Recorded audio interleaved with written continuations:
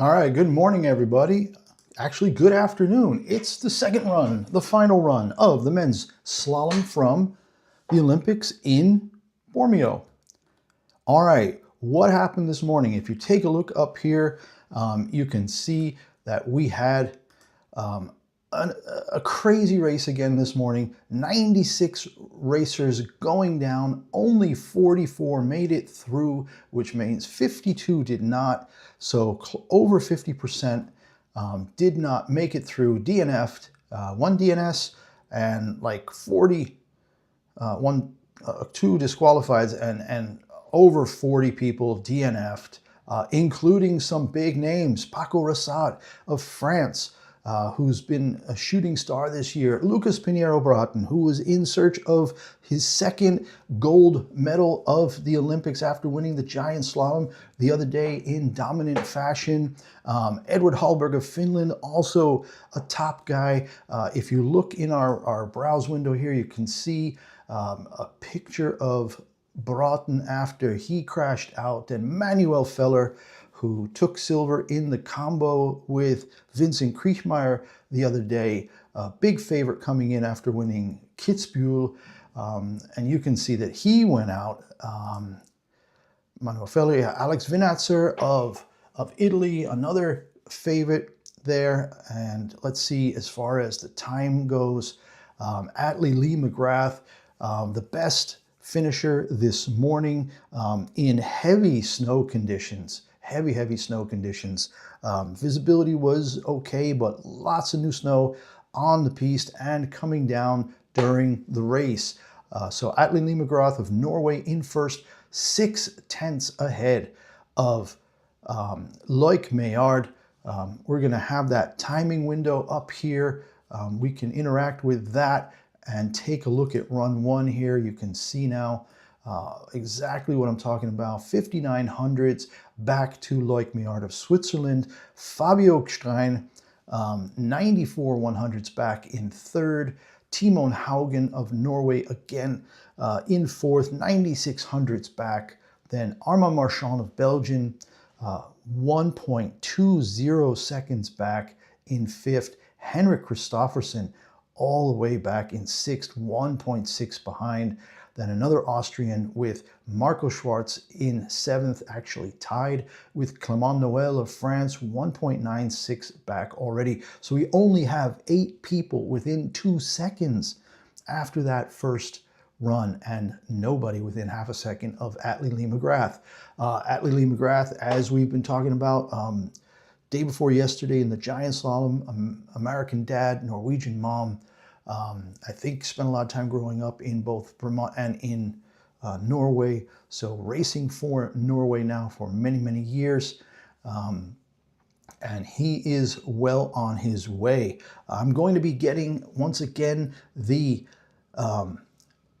Olympic video coverage today from the Spanish television RTVE.es. That's what I've been using for most of this, because I don't need to do VPN because I've got it right here in Spain. I'm living in Spain, in Valencia, and watching RTVE over here. The Austrian news website, sports news website, ORF, sport.orf.at, also has excellent coverage. You'll need to either be in Austria to see that directly or to use a VPN to get in there. The commentary here on RTVE is in Spanish. That's why I'm doing the English part today. The Austrian one, of course, in German. So if you want to watch, you can watch, but I'll be doing the English commentary today here and chat with all you guys. We've had a lot of fun these past few weeks, starting back in Kitzbühel that weekend with 3 races, and then moving on to Crans-Montana for those races. Of course, the first crash by Lindsey Vonn, where she was airlifted off with that ACL injury. And then we've done all of the alpine skiing except maybe, what didn't we do? It was either the men's or the women's team combined early last week that we did not cover. Everything else I think we've covered. And we are just about at the end of alpine skiing coverage for these Olympics. The Olympics end on Sunday, the 22nd. Some big stories so far yesterday, of course. Federica Birgnone of Italy getting her second gold medal. So in alpine skiing, we've had some big heroes. We've had Franjo van Almen of Switzerland with 3 golds, downhill, Super G, and men's combined. Federica Birgnone has 2 golds now in the Super G and Giant Slalom. I think Michaela Schifrin's been shut out so far. And of course, Lindsey Vonn, the big story everybody knows, crashed out in the downhill severely, breaking her, I should say, compound fracture of her left tibia, which has resulted in her being in the clinic in Treviso in northern Italy for now just over a week, for 8 days since she was airlifted off the course in Cortina, taken to that clinic, and then quickly relocated to a higher level trauma clinic in Treviso, about 2 hours south of Cortina. Her updates have been pretty frequent now, as she's had her 4th surgery since the crash. But now she says she should be able to get home after this, and looking at even another surgery still on that left tibia, followed by then probably some kind of work to fix the ACL and the meniscus damage suffered the week prior in Crans-Montana. So waiting here 3 minutes more till we get the, sorry, going to get white out here a little bit. I've got a little bit of a lighting problem that I'm trying to work on today. Hopefully that's a little better. It's not going to make me any prettier, but there it is. All right. We are, like I said, 3 minutes away from the live video feed from the Spanish television rtve.es /deportes, Spanish for sports, or sport.orf.at. The reason we like to do these commentaries here and kind of watch-alongs is because in the US especially, we get fairly lousy coverage of most of the events. They'll show a couple of profiles on American athletes, then they'll show a couple of American athletes actually competing, and maybe a few others who won medals, but not a whole lot else. If you're lucky, you'll get 10 or 12 people going down the course. Whether or not we stick around today for all 44, yeah, probably. The slalom is about, what is it, about a minute? What was the first time? The first 56:14 for McGrath. The slowest time was 1:22, so a whole 26 seconds slower. 44 people did finish, 52 did not, and we've got some great Olympic stories towards the back end. Skiers from India, Mongolia, Montenegro, Taipei, Taiwan, Singapore, Cyprus, Lebanon, Armenia, Iran, Cormac Comerford of Ireland, who we've seen now in every single event, got through the first race, the first run there. And who else? We've got Uzbekistan, Dmitry Shepyuk, who we've seen in a lot of these races. Alexandru Stefanescu, we've seen in a bunch of these races. Giovanni Ongaro of Brazil, who we saw in the Giant Slalom, teammate of Lucas Pinheiro Braathen, a racer from Haiti, Richardson Viano. So lots and lots of countries represented here. And we have the first forerunner at the start now. If we bring up our streaming window here up at the top, you'll see the marquee going by, first forerunner at the start. And I'm going to be switching on the live coverage here in just a second. Should be any second now that the Spanish start to broadcast the live video feed. Come on now, be nice. Yesterday there was a bit of a lag with that.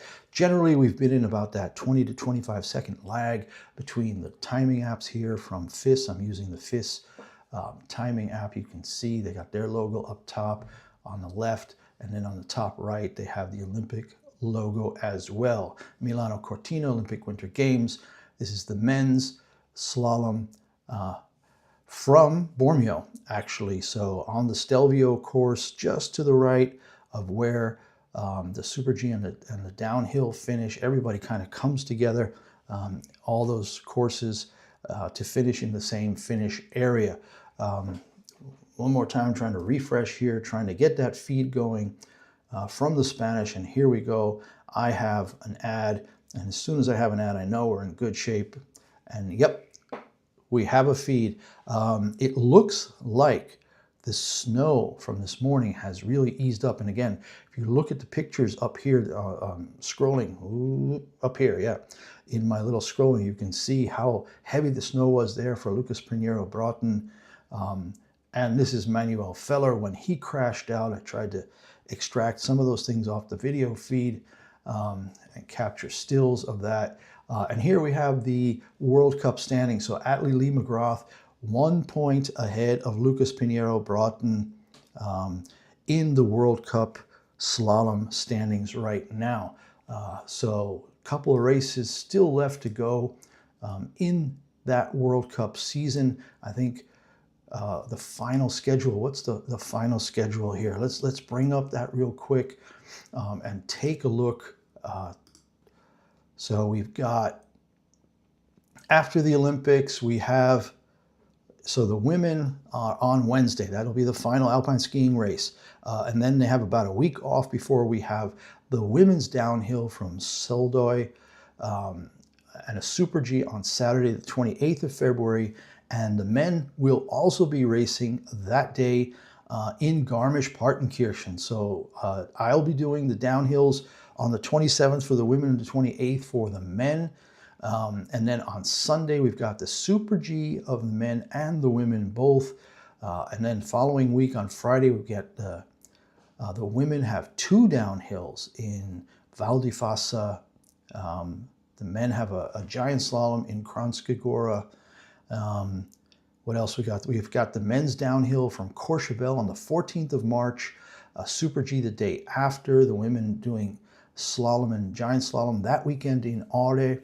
And then we start to move towards the season finale, the 21st to the 25th in Kvitfjell and Hafjell in Norway. So the men and women doing downhill, it's going to be a big day. We're going to cover both of those on Saturday, the 21st of March.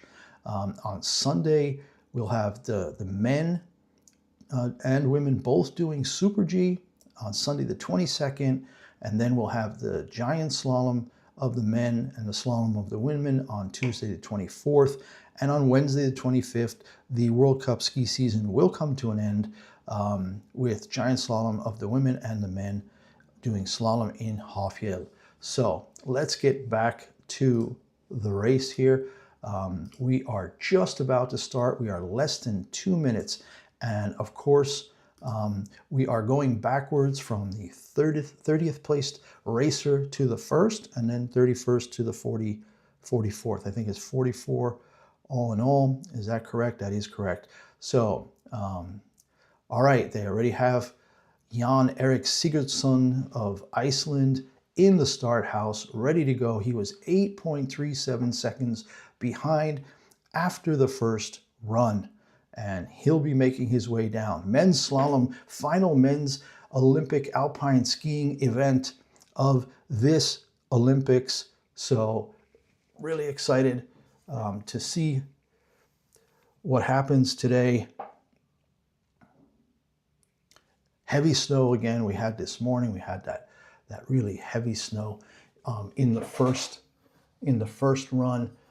It looks a little better now, and I'll be able to let you see that in just a few minutes. We should have the first racer heading out of the start house in less than 1 minute now.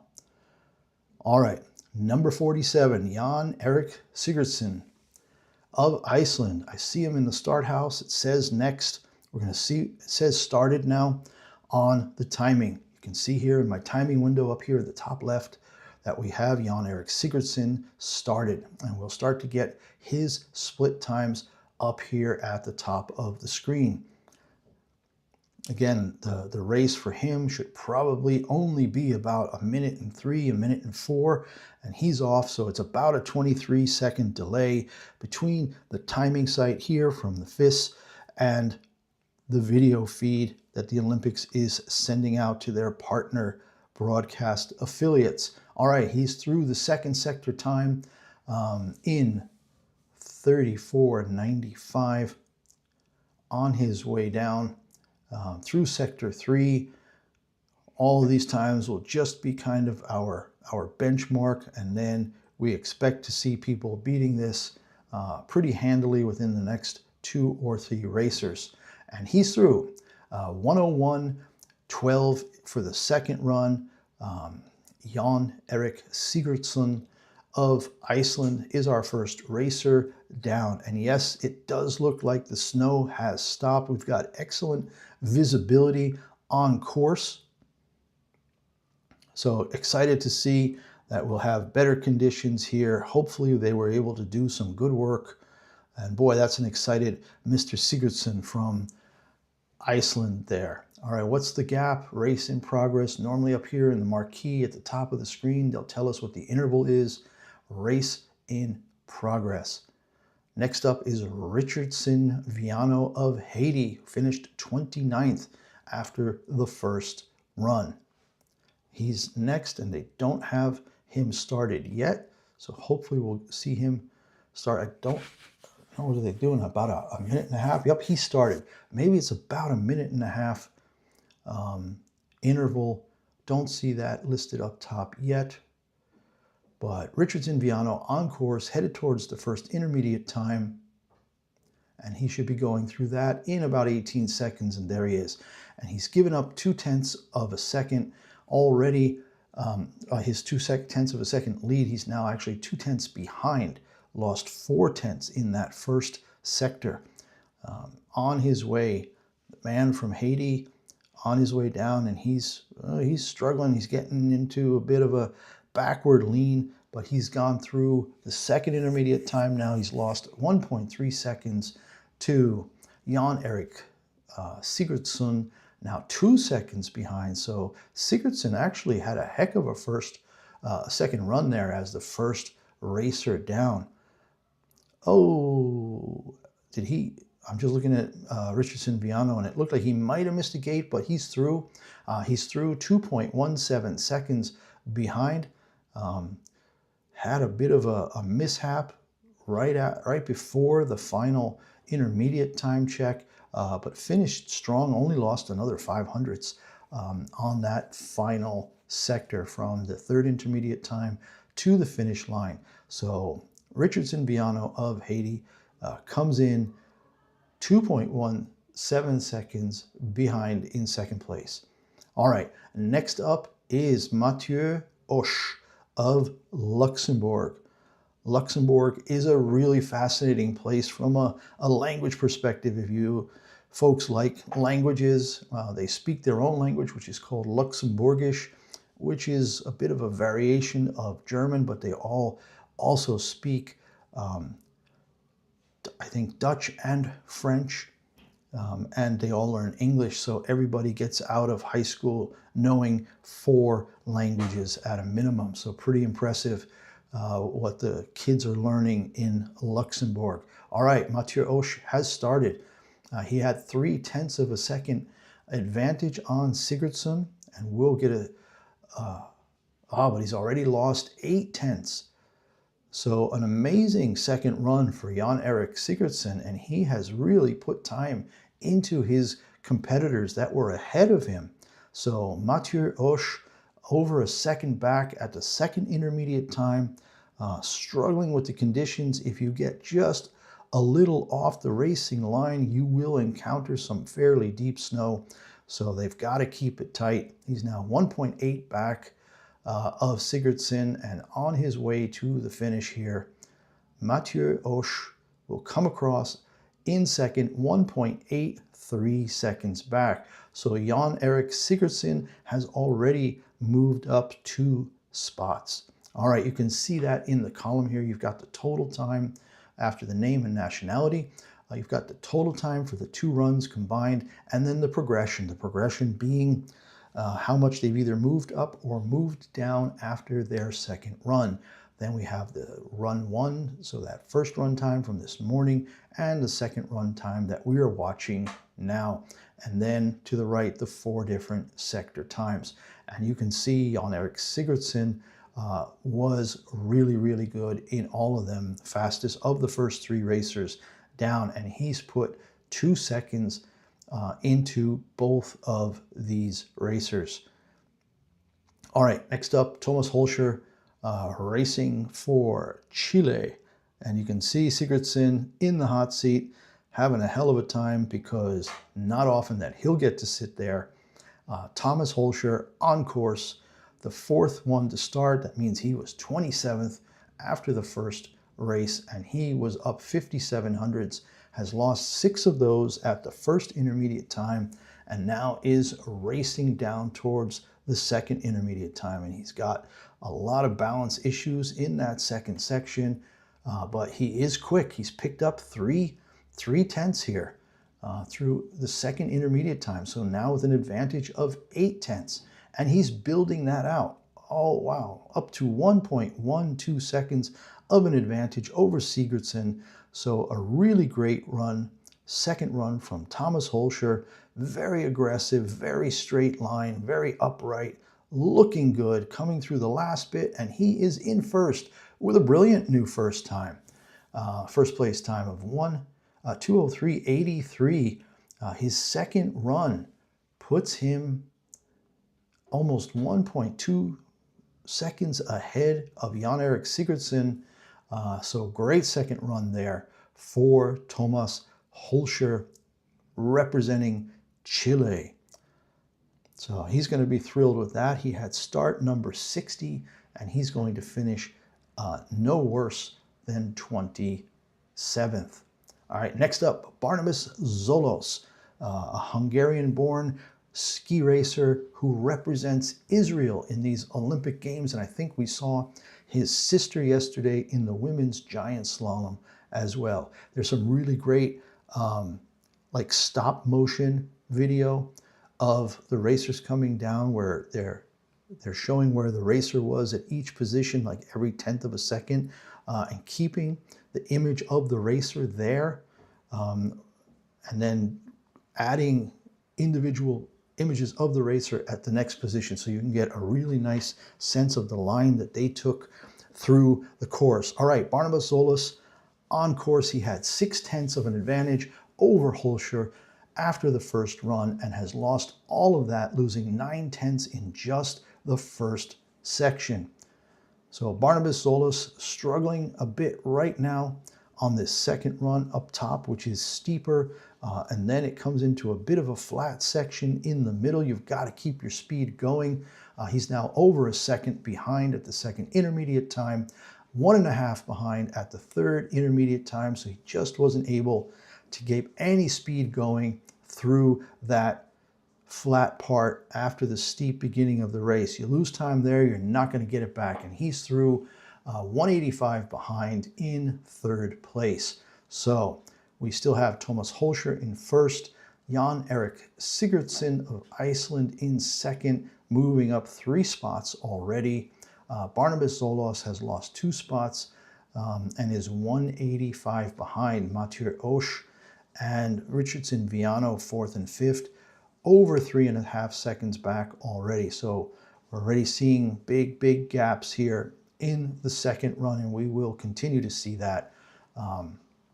Next up, Marko Siljevic of Bosnia-Herzegovina. And he's got long hair that he's got kind of pulled across his face. It looks like he had a funky mustache. Wait, that was actually Barnabas Zolos. So with the long hair pulled in front, they were showing the replay. All right, next up is Marko Siljevic, and he is started on his way down. Completely opposite of Zolos with the beard and the long hair, very clean shaven, Mr. Marko Siljevic of Bosnia-Herzegovina. He had 0.9 of a second advantage, and he's added 200s to that through the first intermediate time. Coming down to the second intermediate time, we've got about 17 to 18 seconds for the first two sectors, and then 11 to 13 seconds for the third and fourth sectors. All right, he's lost a little bit, but still up by 6/10 through the third intermediate time, and it looks like we will have a new leader as long as he finishes this race, because at that point you've got enough momentum not to lose too much more time unless you make a mistake. Marko Siljevic is in 87 hundredths up, so he got back almost his entire advantage from the first run. He was up 89 hundredths after the first run and only gave up 2 hundredths there. So he now replaces Thomas Holscher in first by 87 hundredths of a second. Everybody else is over 2.5 seconds behind already. So I was telling you we were going to get into some big gaps in a hurry. All right, next up, from Andorra, we have Xavier Cornella Guitart. Andorra, also a really interesting place. Going to be there this summer as we do a bit of a tour of the Pyrenees from here in Valencia. It's only about a 6-hour drive, 5 or 6 hour drive up to Andorra. So great skiing in the winter, excellent hiking in the summer.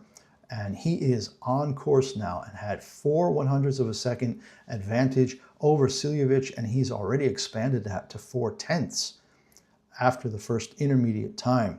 So Xavier Cornella Guitart, I hope I'm not butchering it. I think most of their names there are Catalan names. I think that's the dominant language there. And he keeps building out his advantage. He's now over 1 second ahead of Marko Siljevic. Lost a 10th at the third intermediate time, but still a second ahead. He'll come across and certainly set a new time. And the gaps are already getting big. Xavier Cornella Guitart is through 1 second advantage. So he actually made up 400ths overall and now has a commanding 1 second lead over Marko Siljevic, almost 2 seconds to third in Thomas Holscher. And in last right now still, Richardson Viano, 5.84 seconds behind. Okay, and a lot of that time was lost in the second run, lost 4.5 seconds in the second run, only 1.3 in the first run vis-a-vis Xavier Cornella Guitart. So he is now in first. We'll get to go to the hot seat, but coming up right away after him, Andrei Drukarov of Lithuania, and he has 6/10 of an advantage over Xavier Cornella Guitart, and he will be starting any second now.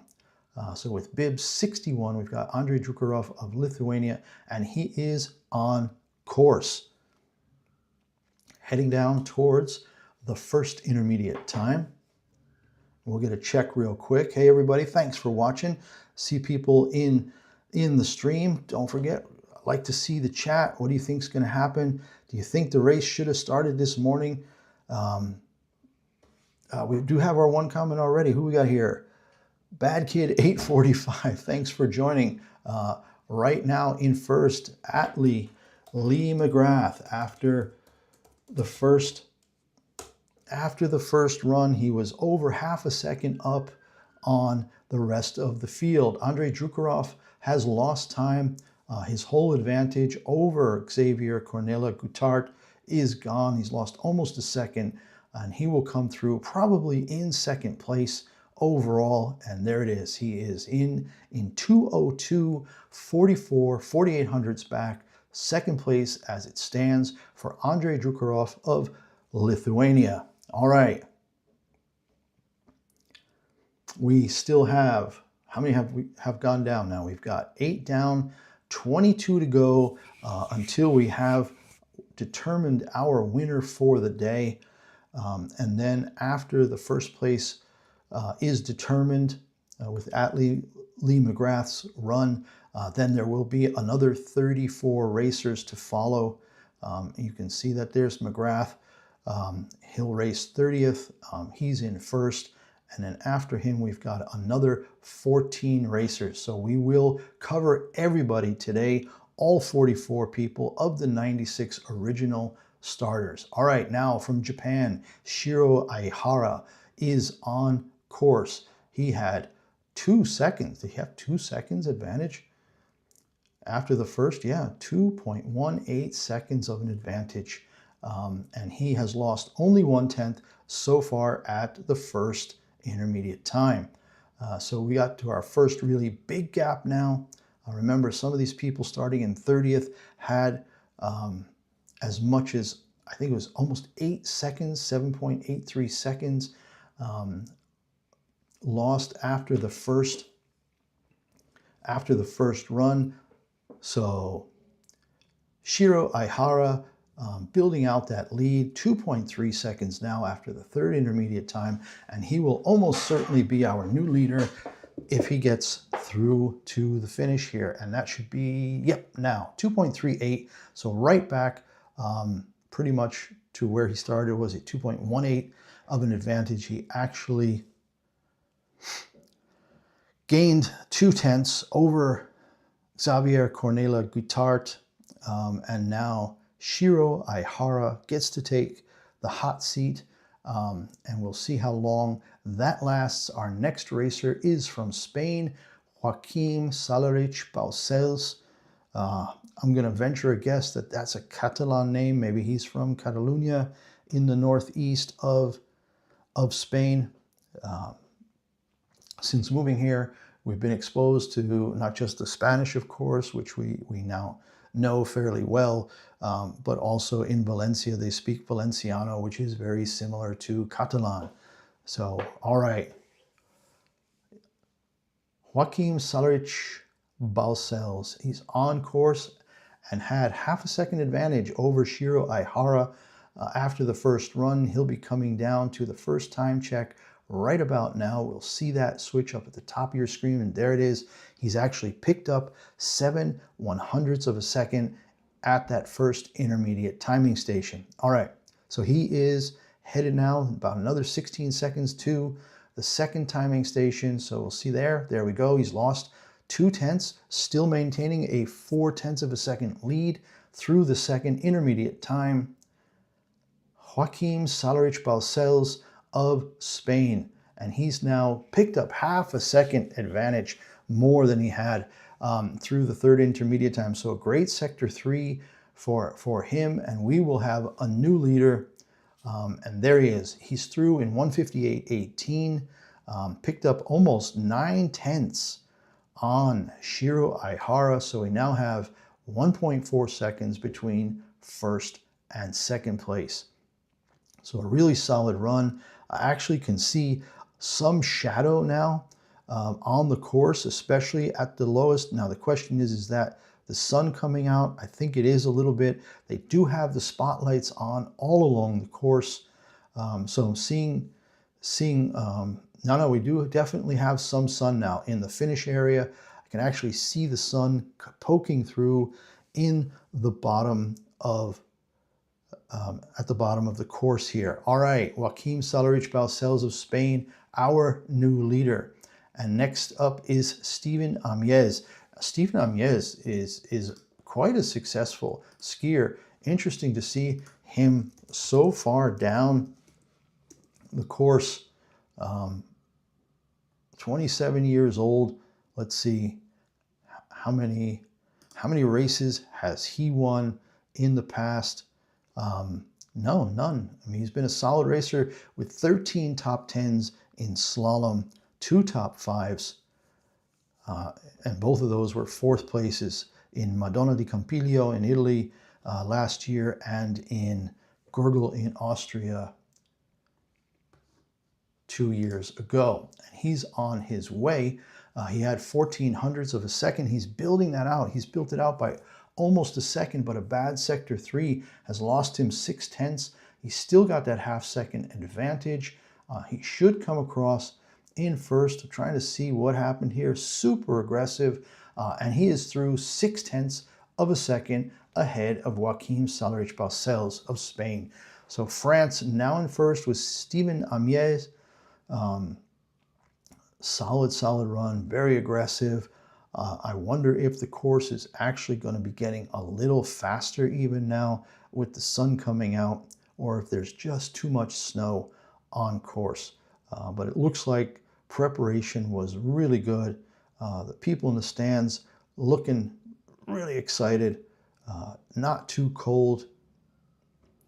The grandstand, again, I made a mention of this with both the women and the men, but somehow seeming to be smaller than one would expect. I would have thought they would have had full horseshoe wraparound grandstands for these Olympic events, and it looks like in this case it's more of just the one side. I'm trying to get a look at the second side. I can see directly where they come through the finish line. I see that the grandstand there. I don't see any to the south. I'm wondering if there's also one to the north. All right, Dave Riding on course. Dave Riding, also a really solid slalom skier. He had 0.3 of an advantage and is increasing that now up to about half a second over Stephen Amiez. All right, Dave Riding from Great Britain, been around for a bunch of years, just always seems solid in the slalom. Very compact style, very tight knees, very low to the ground. You get some of these guys who are very upright in slalom, some of the taller guys, and then you see maybe some of the shorter guys like him or Alexander Popov, who are very low to the ground and very tight, very precise in that low parallel ski technique. So he is still 0.3 up and now through the finish line in first, only by 0.11. So he lost a solid, no, he only lost about 1/10 overall. Yeah, 800s overall. Dave Riding through in first place after the first 12 racers. We've got 3 more, and then there'll probably be a TV break after 15. We've got Daniel Yule next from Switzerland, also a very successful slalom skier. Then Fabian Ax-Schwarz of Sweden, Matthias Eaton of Switzerland, and then we get into some of the really good racers as we get down to the final 15. All right, Daniel Yule of Switzerland is on course, and he had almost half a second advantage over Dave Riding, but has lost 800s already in just the first sector. Yeah, hey guys, don't forget, join the chat. Bad Kid 845, yes, we see your comment there. I do think McGrath will win with, 0.6 advantage unless he really makes a mess. I think he should take the win today. Daniel Yule building out his lead, 0.8 now as he heads towards the finish line over Dave Riding. He had 4,600s of an advantage, and he has lost a little bit at the bottom, but now 0.6 of a second is his advantage over Riding in the finish. 1:56.90 total time for Daniel Yule of Switzerland. All right, Fabian Ax-Schwarz of Sweden is next. He would have been 17th after the first run, 0.23 of a second, his advantage over Daniel Yule after that first run. All right, let's see what we get here from Fabian Ax-Schwarz. So TV break will be after Matthias Eaton, bib 26. But right now, we should have Fabian Ax-Schwarz on course.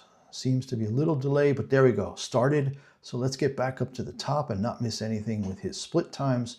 The differential to Daniel Yule was 2,300s in favor of Fabian Ax-Schwarz.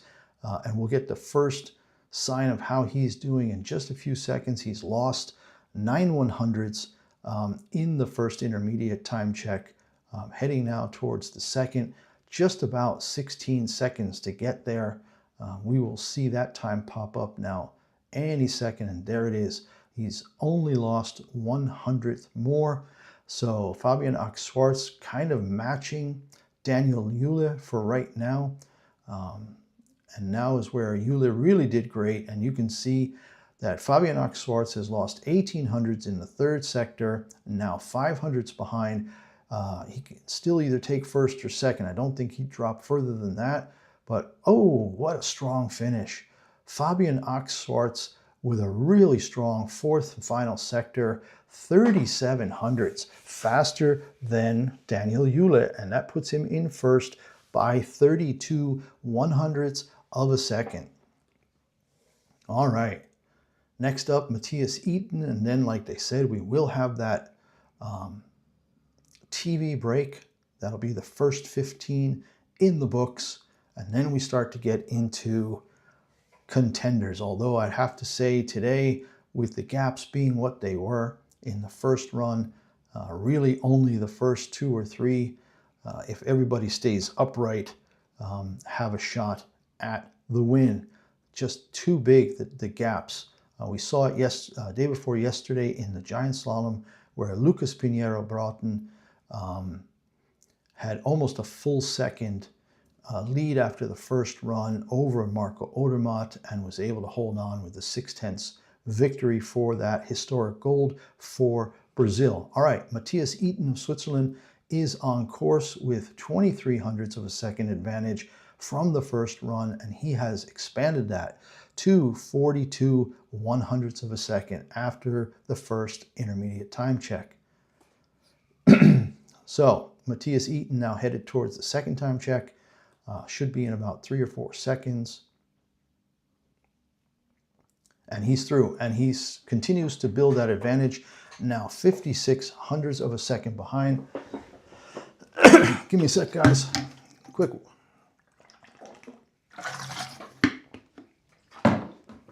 Quick slug of water there. A lot of coverage, a lot of talking. Matthias Eaton, half a second ahead, lost a little bit at the bottom, but still slots into first for the time being with a time of 1:56.23.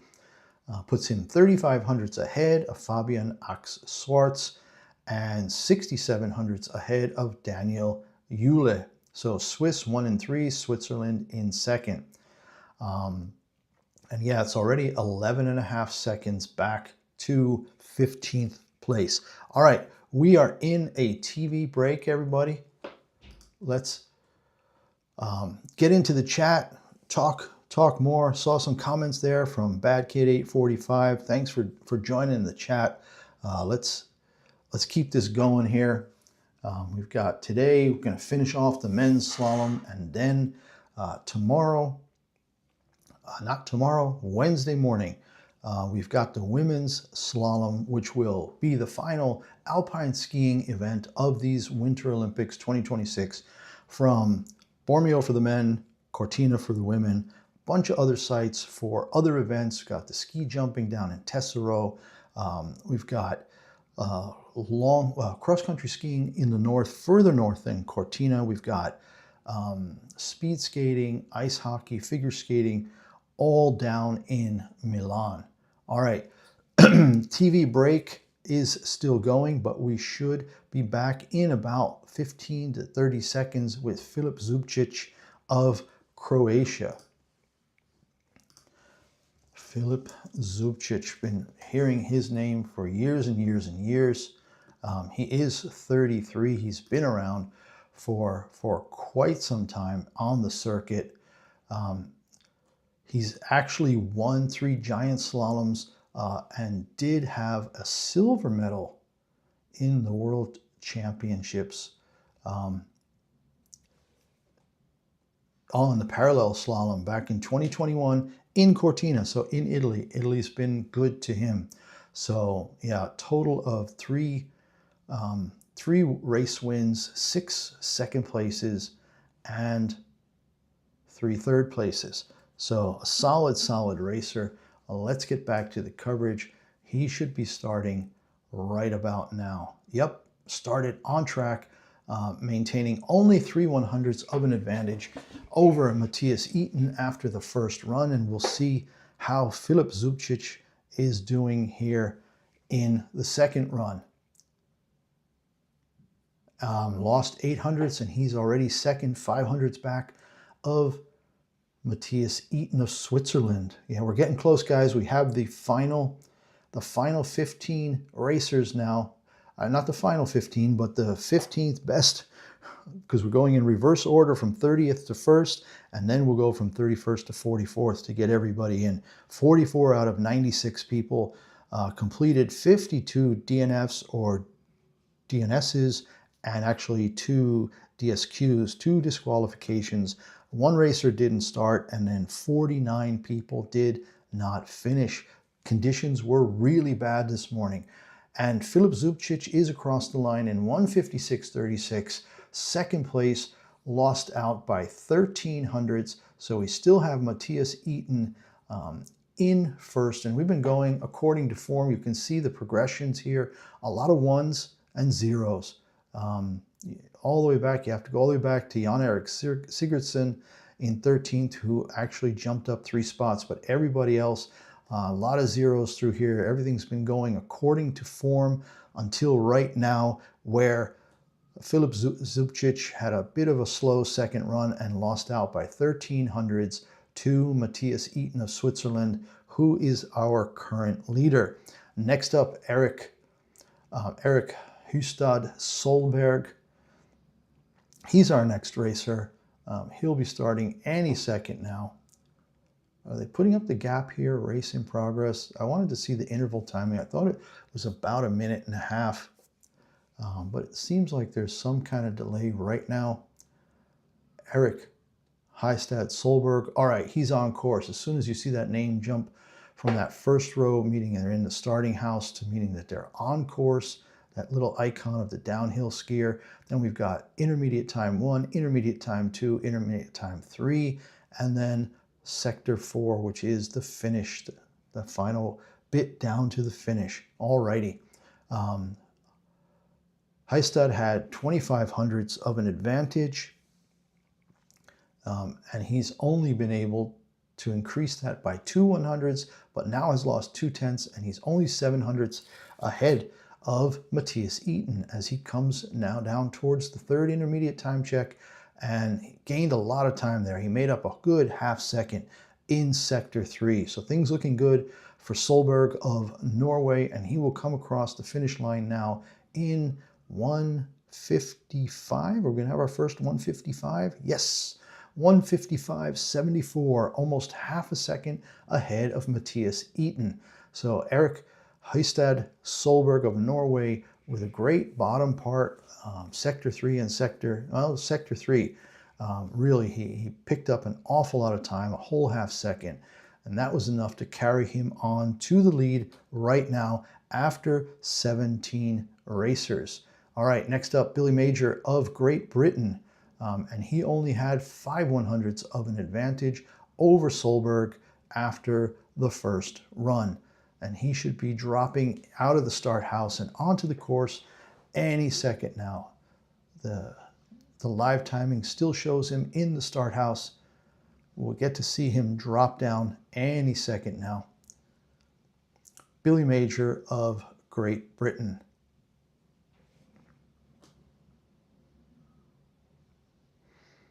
Again, a bit of a delay, a bit more than I would have thought. And there he is. He's dropped in. You can see 58.66 in the first run, 500ths ahead of Solberg, and we're going to find out what that's worth really quickly here.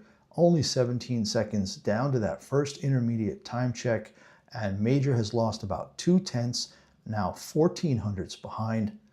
On deck, Linus Strasser, great slalom racer from Germany.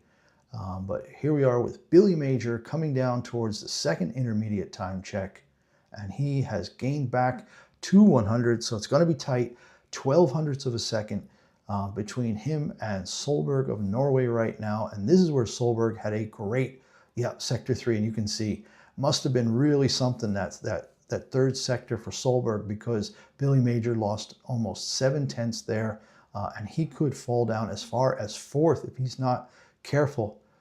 Oh, wow. Really fell apart in the bottom half of the race course, losing 6,800s in Sector 3, and another 7,100s in the fourth and final sector. Billy Major drops all the way down to sixth.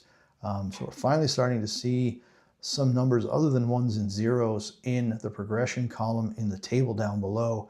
Billy Major down 5 spots. Next up, Lena Strasser. And Lena Strasser is a very good slalom racer. We're going to try to pull up some of his data, some of his past results and accolades. There we go, Lena Strasser. He's a 33-year-old skier from Munich.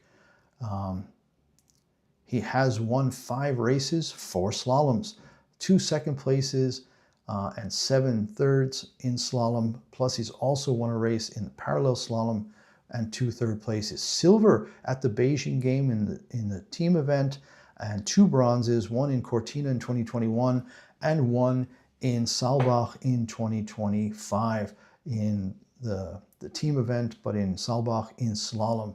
And he is on course and building out his advantage by a little bit from the start house down to the first time check. 600s gained, and he'll be coming through the second time check now, and picked up a lot of time. Another 3 tenths now gives him almost 6 tenths of an advantage over Billy Major, actually over Eric Solberg, our current leader. And it looks like, oh, again, a lot of time lost there for Lena Strasser in Sector 3, but that's where Solberg really put on a show. And now we have to see if Strasser can hang on to those 700s advantage. No, he loses 1100s and finishes in second, only 4 100s back of Eric Heistad Solberg. Lena Strasser not able to live up to past Olympic glory and World Championship glory, where he's won 3 medals in big events at age 33. Hopefully we will see him again for one more Olympics in 4 years. I think it's back to France for the Winter Games in 2024, 2020. Oh shoot, it would be 2030 already. Holy crap. Yeah, next year I know the World Championships will be in Crans-Montana in France. So, all right, who's next? Tanguy Neff of Switzerland. Another really, really solid slalom racer. Just didn't have a great first run here. Got gold in these Olympics in the team combined. That's right, with Franjo van Almen for his first gold ever, and in the World Championships last year, also silver in the team combined. So big events have been good to him. And let's get back and see how he's doing. He had a 1/4 of a second advantage over Solberg and has built that out by 6 100s. Remember, Sector 3, this is where Eric Heistad Solberg really blew everybody away. And now we're going to see Tanguy Neff up by 29 100s. But I expect, unless he's really nailed it too, yep, he's lost 3600s and is already back behind Solberg. Solberg really must have nailed that third sector, because he, oh, and Tanguy Neff though, 1800s gained in the final sector 4, will take the lead by 1100s of a second. So strong finish.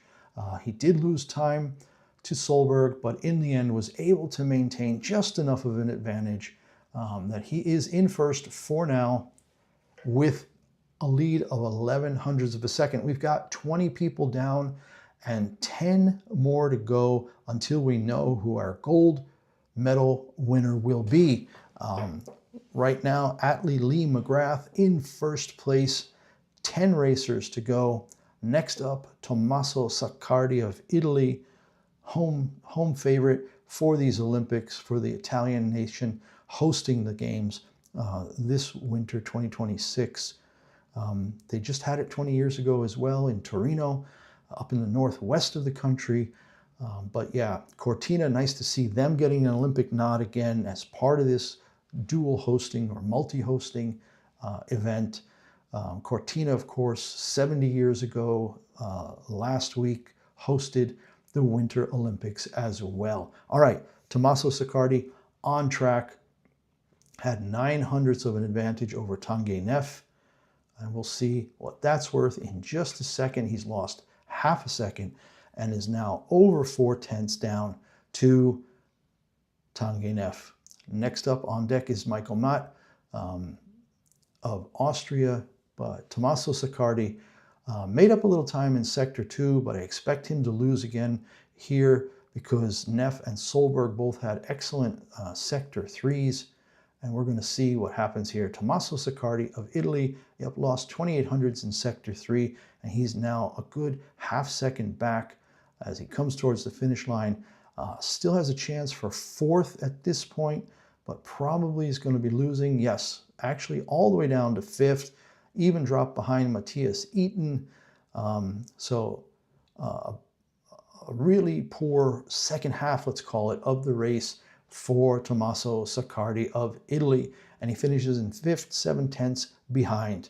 All right, Michael Michael Matt of Austria. I think he had was it a brother named Mario Matt? Was a big skier, successful skier for a long time for Austria, and he is up next. And then we'll have another TV break after Michael Matt, because after 15 racers, 22 racers, and then 30 racers, there's a TV break. All right, he's just about to start. He's in the start house, live timing window. We have it up for you. As soon as that racer moves down one row from the start house to where the icon of the skier is, we know that they've left the start house and are on piste. There it is, Michael Matt on course, 12/100ths of a second ahead of Tanguy Neff after the first run. So a tight lead, got to protect it. We'll see how he does. We're just about at the first intermediate time check. And yes, Michael Matt of Austria has built out his lead by another 22/100ths of a second, putting him 3400ths up over Tanguy Neff as we head towards the second intermediate time. And there it is. He's lost a 10th, but still with almost a quarter of a second advantage. Michael Matt of Austria, 2300ths up over Tanguy Neff. And this Sector 3 has been the real telling one in this second run. And he's actually skied it well, picking up another 900ths. So 3200ths up over Tanguy Neff. Let's see if Michael Matt can bring this one home and take the lead. No, he's had a bad second final sector. And I'm going to watch here real quick on the footage to see what happens. But he lost over 4/10 just in Sector 4, and that has dropped him all the way down to 3rd, even 100th behind Eric Heistad Solberg. So don't know what it was. Might have been that transition from the second steep section into the final flat. He shakes his head right away. 3rd place for Michael Matt right now. He lost 2 spots. Tanguy Neff moving up to Eric Heistad Solberg in 2nd, has moved up 4 spots already. So only 4 100ths between 2nd and 4th right now, with Tanguy Neff in 1st, owning an 11 100ths of a second advantage over Eric Heistad Solberg of Norway. So Swiss in 1st place, Norway in 2nd right now, and Austria in 3rd.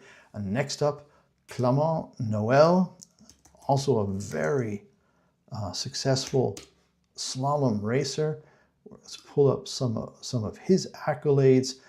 He won the slalom 4 years ago in Beijing, was junior world champion in Davos in 2018, wins 2022. He actually, like I said, won that Olympic. Where are his victories? He's won a bunch. He has actually won 15 slaloms. So let's get back over and see how he's doing. Oh, that's right. We got our TV break. So let's go back.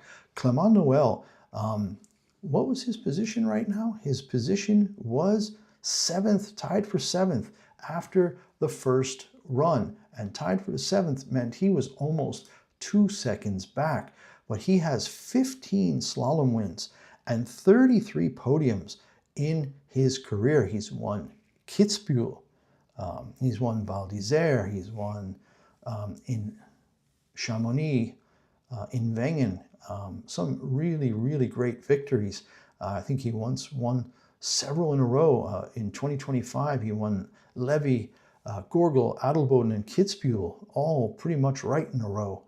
And his last victory was just this year in January at Madonna di Campiglio in Italy, his 15th slalom win just a month ago in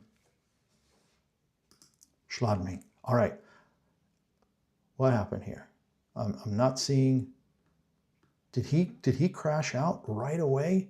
DNF for Clement Noel. Oh my God! Just 10 seconds into the race, we're giving you all this great information on what a great slalom racer he is. 15 wins and 33 podiums, including the 2022 Olympics. And what does he do for us? All that work, and he crashes out after less than 10 seconds of the second run of the Olympic slalom here today. Going around a left turn red. Oh, and then he just caught the tip on the second of those red gates. And you can see his coach is just going, no. Clement Noel, tied for 7th after the first run, is out. The defending Olympic champion is out of the race after just 10 seconds. So a tough, tough day for him. Not a good first run, and now crashing out in the second run. Terrible, terrible, terrible. It's really too bad because he is such a good slalom racer. He just won a month ago and is just hands up in the air. How does that happen? It happens in slalom. It happens in slalom all the time because you have two skis that don't always want to go the exact same way, and one tip just gets half an inch too far to the right or the left, and it gets hooked on a gate. You straddle the gate and you're done.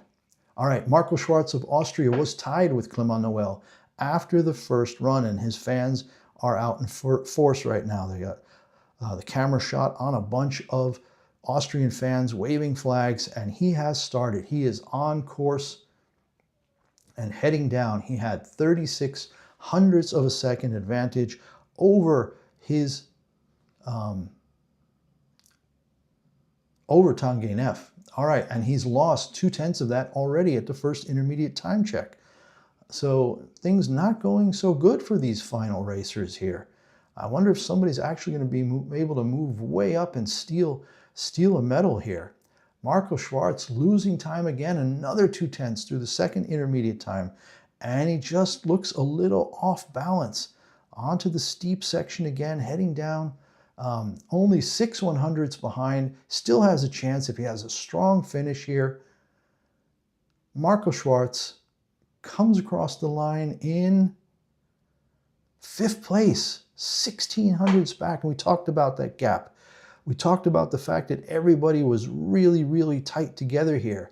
Tanguy Neff in first, Eric Solberg in second, 11 hundredths back, Michael Mott third, 12 hundredths back, Linus Strasser in fourth, 15 hundredths back, and now Marco Schwarz in fifth, 16 hundredths back.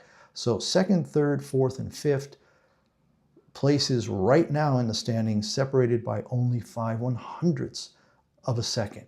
Wow, disappointing. The Austrian men's skiing has been so disappointing. No medals in the downhill, no medals in the Super G, a silver in the team combined, no medals in the Giant Slalom. And right now it's looking like we only have one person left, and that's Fabio Stein from Austria, to give them any individual medal in these Winter Olympics. And that is a shutout that we have not seen in a while. All right, next up, Henrik Kristoffersen. We know how good he is in slalom, and he has a huge advantage over Tanguy Neff. 73 100ths of a second, so we're starting to get up into that really top tier of racers from the first run. Still 1.5 seconds off the lead, but Kristoffersen was way ahead of Tanguy Neff. So he should be able to easily hold his 6th position. All right, on course, out of the start house, got a little skier icon in the 2nd row of our live timing table, and he has increased his lead, very aggressive out of the gate in that opening steep bit, picked up 22 hundredths more over Tanguy Neff. Now approaching the 2nd time check, Henrik Kristoffersen of Norway, his teammate in 2nd right now as it stands, and he's picked up another 1/4 of a second. So Henrik Kristoffersen bombing down this 2nd run. We know he's good for it. I think he has an inkling that he might be able to steal a medal going from 6th to 2nd or 3rd. 1/14 up now, because we saw some guys had really strong sector 3s. So he actually lost 6 hundredths there, but we'll see what the final section brings. He did lose another 1/4 of a second, but Henrik Kristoffersen overall in first now, 1:54.74, the first one to go under 1:55 for combined time between the 2 runs, and he is in first. He had 73 100ths of a second advantage on Tanguy Neff after the first run, had built it out all the way up to 1.2, but then lost 3/10 in the bottom half of the course. Henrik Kristoffersen in first for now, and we still have 1, 2, 3, 4, 5 people up top. Next up is Armand Marchand of Belgium. Then we've got Timon Haugen of Norway again, Fabio Ekstein of Austria, Loic Meillard of Switzerland, and Atle Limagrath, our leader after the first run, still on top. So 5 to go, 5 racers to go, and Armand Marchand had almost 4/10 of an advantage over Henrik Kristoffersen after the first run. So he should be coming out of the start house any second now. Wait for this line here in that top timing table to just shift down 1 row, and there it goes. He's on course, 39 hundredths of an advantage over Henrik Kristoffersen after the first run. And we should have some information on that in just a couple seconds as Armand Marchand approaches. There it is. He's lost 46 100ths in the first sector. So Armand Marchand going backwards, unlike Kristoffersen, who had a really solid upper half to the 2nd run. Marchand going the wrong way. See if he can stop the bleeding. But no, he's lost another 6/10 and is now 65 hundredths back. If he keeps losing at this rate, he will not even be in the top 3. Right now, Tanguy Neff, 89 hundredths back. Still a chance for Marchand, 75 hundredths back. He can't afford to lose much more. Only 14 hundredths left for him to give, and he's actually just done that. 12 hundredths lost on that final sector. Armand Marchand in 2nd, across the finish line in 87 hundredths back of Henrik Kristoffersen, and just 2 100ths ahead of Tanguy Neff. So a rough time here for Armand Marchand in the 2nd run. He lost 1.26 seconds to Henrik Kristoffersen in that 2nd run, and Kristoffersen now can finish no worse than 5th.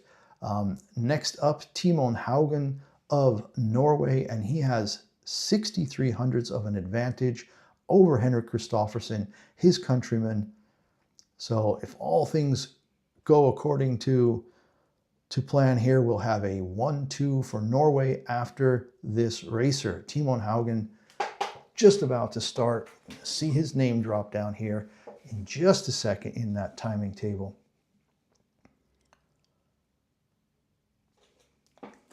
I'm a little surprised at the delay here. I don't know if they're just doing a minute 30, and it seems longer now because the guys are faster than the initial racers, because they were taking over a minute minute 5, minute 6, minute 8 to get through. But now here we go. Timon Haugen on course with his 63 hundredths of an advantage. Heading into intermediate time check 1. That's going to come at about 1:14 and change. 1:14.19. So he's lost 34 hundredths to Henrik Kristoffersen already in the first sector. Now remember, Kristoffersen was really strong up top and then not quite so strong at the bottom. But yeah, Haugen has lost another 4/10 and he is now behind. He still looks solid for second, but we've seen people lose a lot at the bottom. We even saw Armand Marchand lose 6 or 7 tenths. Haugen now 16 hundredths back, so he still has a shot. Needs to finish really, really strong. Kristoffersen did not. So we'll see any second, not second place. Timon Haugen, 1:55.03, 29 hundredths of a second behind his teammate Henrik Kristoffersen, who's now moved up 2 spaces and can finish no worse than 4th. So now Kristoffersen looking to the top, the 3 racers left, Fabio Ekstrand, Loic Meillard, and Attlee Lee McGrath. Any one of those potses on his second run, then this will give Kristoffersen a medal. He just needs 1 racer left, one of those 3, to mess up on his second run, and Henrik Kristoffersen will have jumped from 6th up to a medal. All right, Fabio Ekstrand of Austria. Again, the final hope of the Austrian men at this Olympics for an individual medal. They have a team silver with Vincent Kriechmeier and Manuel Feller getting silver in the men's team combined, but not a single medal for the men in the individual races. So Fabio Ekstrand, the last hope for them for that individual medal. I mean, they have 13 medals overall, and here he is on course. Fabio Ekstrand, 65 hundredths of a second advantage over Kristoffersen. And remember, Kristoffersen had a great first half and then a sluggish second half of this second run. So Ekstrand actually gained 1/10 after the first time check, so he is solid. See if he can keep it going. All he has to do is finish ahead of Kristoffersen, and he is guaranteed a medal, at least a bronze medal. Coming into the second intermediate time, he's gained 1 more hundredth, 76 hundredths still, looking solid, looking aggressive. Yeah, I can see that second time there. And now another 1/4 of a second. Fabio Ekstrand having the race of his life.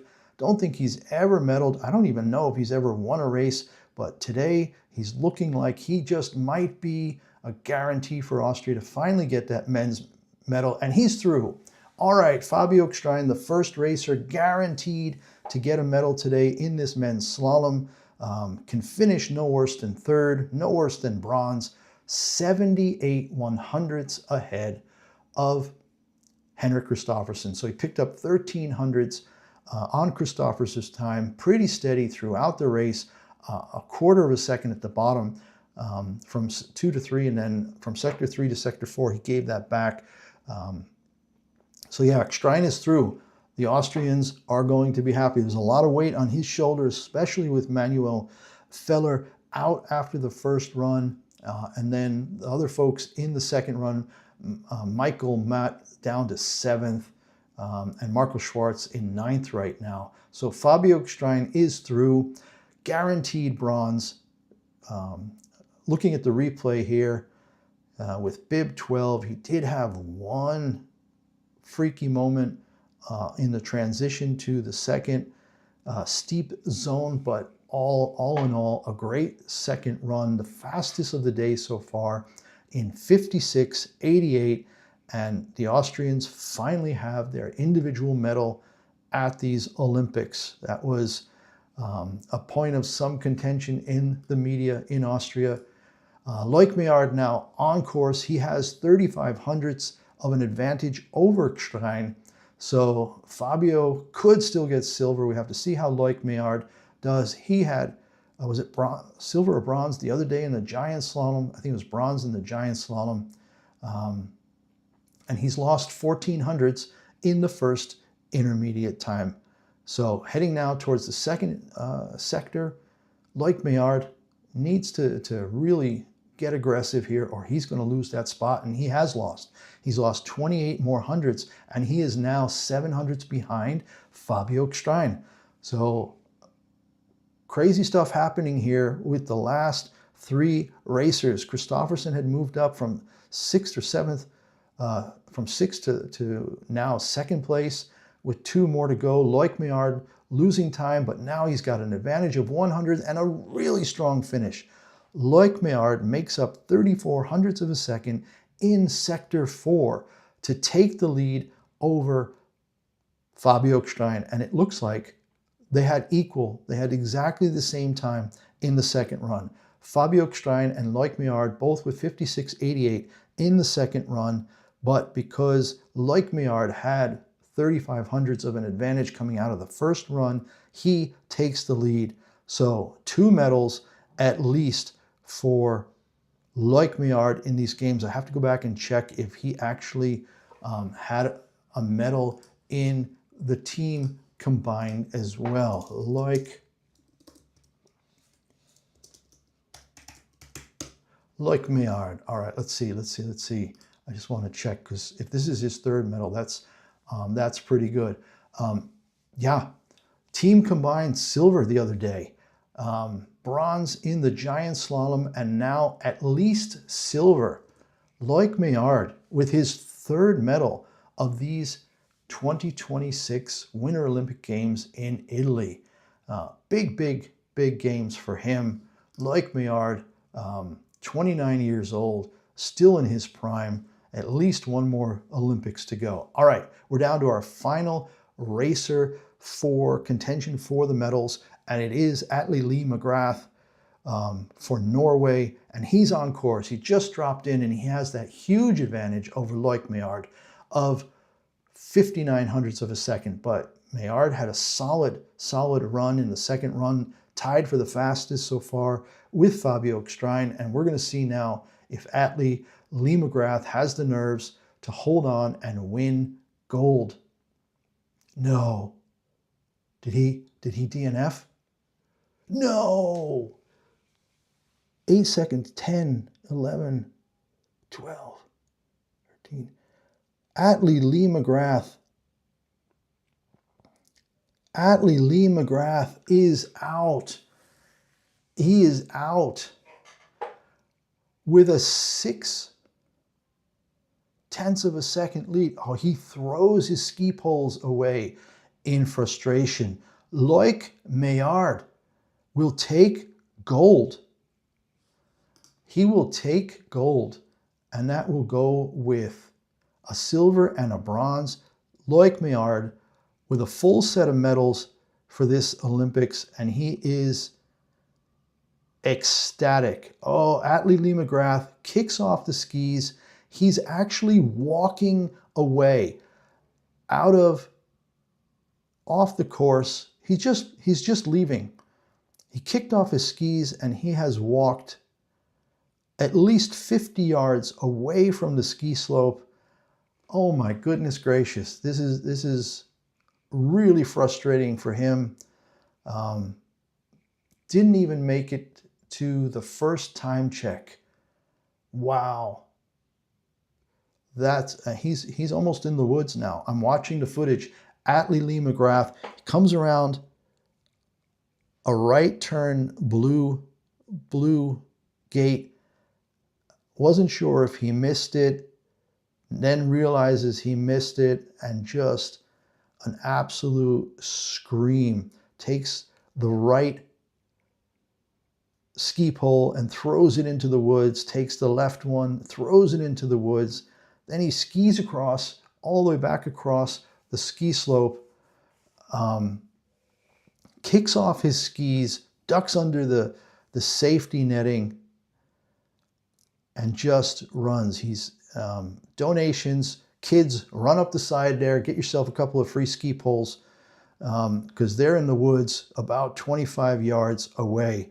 He has made it all the way across the neighboring ski slope now to the next set of safety nets, to the woods, and he cannot believe what he's done.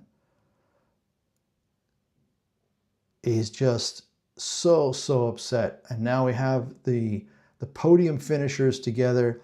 We have gold for Loic Meillard of Switzerland, silver for Fabio Stein of Austria, and bronze for Henrik Kristoffersen of Norway. Norway also in fourth with Timon Haugen, but Atle Lee McGrath is just beside himself. We didn't even get a chance to see what his first intermediate time would be, to see if he was still on pace for gold. It wasn't like Meillard had bombed down the course and set an unmatchable time to put any kind of pressure. Still 6,500ths. Now 5900ths of a second was the lead for McGrath. And McGrath, he's in a different zip code. He is so far away from the race course. He's gone under the safety nets, across the next slope, and then all the way to the fence on the next side. And the marshals are actually over there asking him to get up and be safe and go down, somehow get down the hill, because he just could not control his anger at himself. Holy mackerel. Are we in a pause? TV break? Yeah, we're still in a TV break, so we get to look at the standings again. And yeah, we now have the second racer with 3 medals in these Olympics, although I got to check Odermatt. Did Odermatt get 3 medals or not?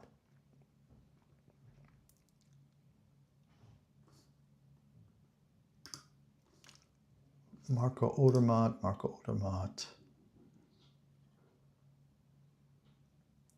Yeah.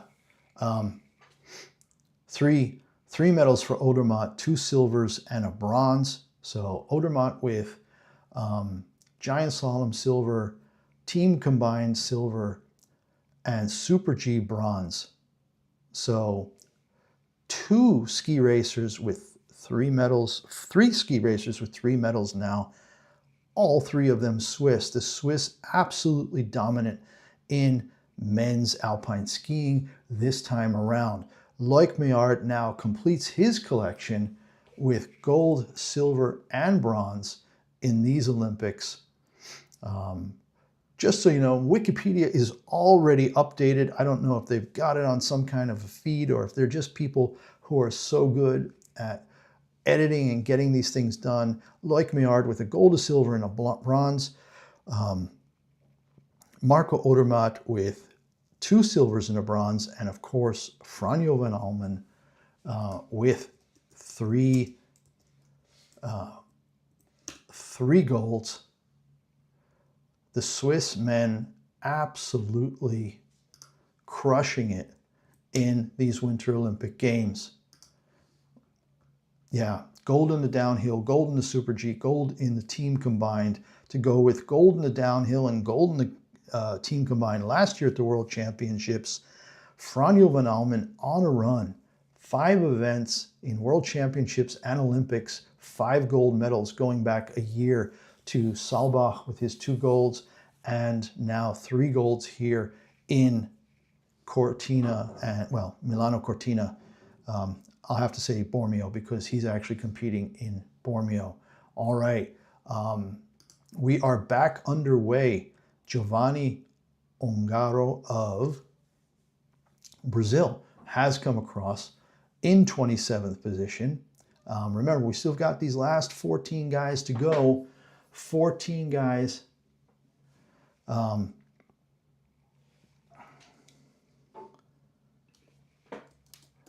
Yeah, in the chat, guys, Atle crashes out.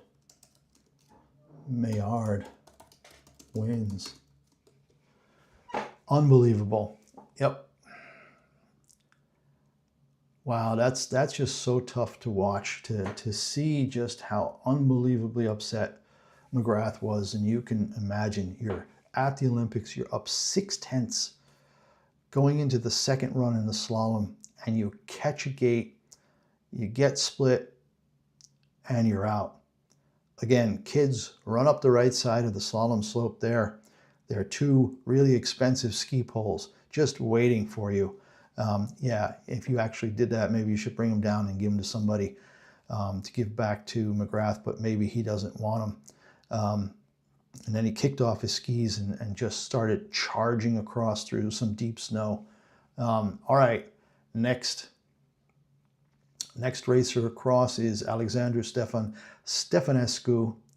We've got just 11 more, 1, 3, 5, 7, 9, 11 more racers. And then the men's alpine skiing will be over for this Olympic Games. Yeah, wow, what a crazy finish. What a crazy finish, everybody. Absolutely crazy to see that lead evaporate and go down in flames with the crash. Attlee Lee McGrath, 6/10 up, doesn't even make it to the first time check. Clement Noel also crashed out, by the way, in 7th, which allowed some people to move up. Right now, Dmitry Shepiuk of Ukraine on course, making his way down. The big movers for the day, let's look. Henrik Kristoffersen from 6th up to 3rd to snatch the bronze medal. Tanguy Neff from 11th to 6th. Good, strong showing in the second run there. Eric Heistad Solberg gained 7 places up to 7th from 14th with the 4th best run in the second run. All right, the second run again, a tie between Loic Meillard and Fabio Gstrein, our gold and silver medal winners. But because Meillard had 35 hundredths of a second advantage over Gstrein after the first run, he gets gold. Fabio Gstrein, again, thinking that that's his first medal of any kind. Let me just double check that. He's 28 years old. He's won 2 silvers and a bronze at the juniors. He's never won in the World Cup. He's got 2 second places in slalom, so now he has a matching second place in the Olympics. I'm sure he'll take that any day. He's been to 3 World Championships, and this was his maiden appearance at an Olympic Winter Games. So great result for Fabio Gstrein of Austria, just 28 years old, from Sölden in Tyrol in Austria. And in 3rd place, we have Henrik Kristoffersen, who's won, just about everything, I think. Let's get his Henrik Kristoffersen. Let's get his data up here. Wow, he's actually won 4 seasons. He's won the Slalom World Cup. 1 season he won the Giant Slalom World Cup. But World Champion results, he's got 2 golds and a bronze. 1 gold, 1 slalom in the slalom, 1 gold in the Giant Slalom, and a bronze in the slalom as well in 2021. And now Olympic results, he was 3rd in the slalom 12 years ago. Remember, he is not young. He is 32 years old, starting to get towards the end of his career. 31 years old, he's almost 32. Olympic results, a 3rd and a 2nd, and now a 3rd in the slalom. So that gives him 3 Olympic medals for his career, 2 bronzes in slalom, 1 silver in the Giant Slalom back in 2018 in Pyeongchang. All right, we're getting really, really close to the end now. We've got just 1, 2, 3, 4, 5, 6 racers to go. The last one to finish was Mohammad Kiadabanzari of Iran. 23 seconds back, 12 seconds back in the second, 11 seconds back, or 10 and a half seconds back in the first run. And he is 33rd out of the 33 people who have finished so far. We have 3 DNFs now. Clement Noel, who was in 7th. Attlee Lee McGrath, the big story today, from the lead, 6/10 up, a DNF in the second run. And Medet Nazarov of Uzbekistan also out before the first time check in the second run. All right, 6 racers to go, as Harutyun Harutyanyan of Armenia has come across, and he's now 34th. Really struggled in run 2, 22 seconds behind. So he must have had some kind of a problem. Just missed it on the replay here. But yeah, they're showing the finish line again. Again, I thought there'd be a horseshoe stadium setup, but there was not. Yeah, we're seeing folks congratulating these top 3 skiers, podium finishers, medalists. All right, we have another DNF, and we're down to our final 6 here.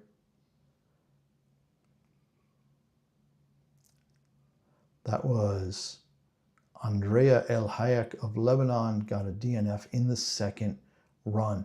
All right, Faiz Basha of Singapore is next. And then, so just 5 racers left.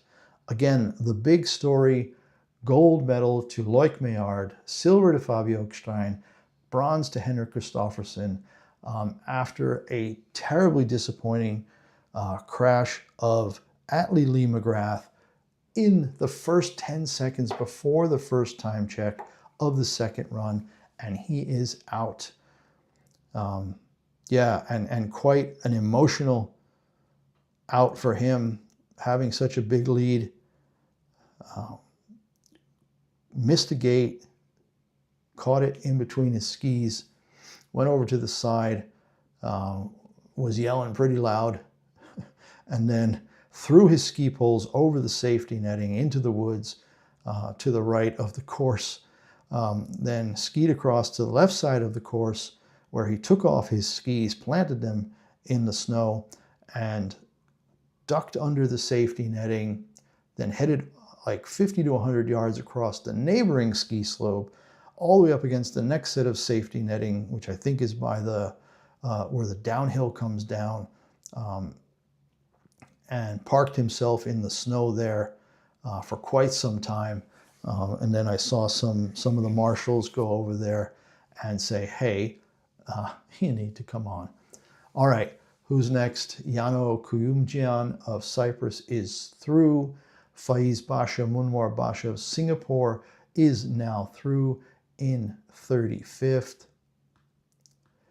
And we've got just 4 racers to go. Troy Chang from Taipei, Branislav Pekovic of Montenegro, Aryunbat Altanzul of Mongolia, and then Arif Moht Khan of Indonesia. All right.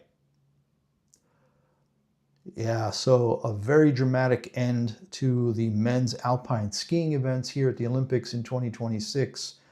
Attlee Lee McGrath with a big lead after the first run, catches a ski, gate between his legs, and crashes out, and his Olympic gold dream is over. And that opened things up for Loic Meillard to move up, to get his gold, to get his 3rd medal of the Olympics, and then for Fabio Ekstein to move up from 3rd to 2nd, and Henrik Kristoffersen to move up from 6th to 3rd to round out the medals. And again, the Swiss men, at least 9 medals from just 3 guys. So 3 guys with 3 medals each. Franjo van Almen, of course, with 3 golds. The downhill, the Super G, and the team combined. Loic Meillard, we're going to stay with gold first. 1 gold, 1 silver, 1 bronze, with his gold today, his silver in the Giant Slalom on Saturday, and now and then the bronze in the team combined, and then Marco Odermatt with 2 silvers and a bronze. Probably, I hate to say disappointed with 3 medals in an Olympics, but we're talking about Marco Odermatt here. And he's basically kind of been thought of as untouchable until last year when Franjo van Almen took gold in the World Championships in Saalbach in the downhill. And then, did Odermatt get the Super G? Yeah, Odermatt won the Super G last year. So Van Almen, three golds, Leukmeyaard, gold, silver, and bronze, and Marco Odermatt with 2 silvers and a bronze. All right, we are down to our last racer? Our last 2 racers are on course. From Mongolia, Aryunbat Altanzul is on his way. He just wants to finish. He's carving those turns as best he can. 25 seconds behind after the first run, losing about 4 or 5 seconds per sector. So expect him to lose another 20 to 25 seconds in the second run. But here he comes, the last 3 gates, and he's through in 2:30:02, and super excited. Even a fan with Mongolian flag. Wonderful to see these Olympic stories with people from non-traditional Winter Olympic countries, being able to get ready for an event as tough as this and to get down. And now we have our final racer, not only of this race, the men's slalom, but of all of the men's alpine skiing events for this Olympic Games. We do still have the one alpine skiing event for the women on Wednesday. That'll be their slalom, and then we are done. And here, Arif Mod Khan in 40th place, a total of 47.99 seconds behind, but he got through for India to finish out these Olympic Games for the men's alpine skiing. All right, one more time, just for good luck. Leukmeyaard comes from second to first with the best second run, tied with Fabio Gstrein at 56.88 for the best second run, and in 1:53.61 overall, Leukmeyaard takes gold in the slalom ahead of Fabio Gstrein of Austria, who gets gold, and Henrik Kristoffersen, who moves up from 6th to take 3rd, all because Atlee Lee McGrath, starting from position 1 with 0.6 of a lead, a terrible, terrible mishap with his skis going around a gate, 2 different sides, out of the race, tossed his poles into the woods, kicked off his skis, went under the safety netting, and went over across another slope to lay down in the snow and just be miserable for himself, just away from everybody. I don't know if he has made it back down the hill yet. I'm seeing the Spanish TV coverage freezing on me, so I think they might be done. Thank you all for watching. Hey, Bad Kid 845, thanks for all the chat messages. Hope to see you on Wednesday for the women's slalom to round out these Olympic Games in alpine skiing. Thanks for watching. Take care for now, and bye-bye.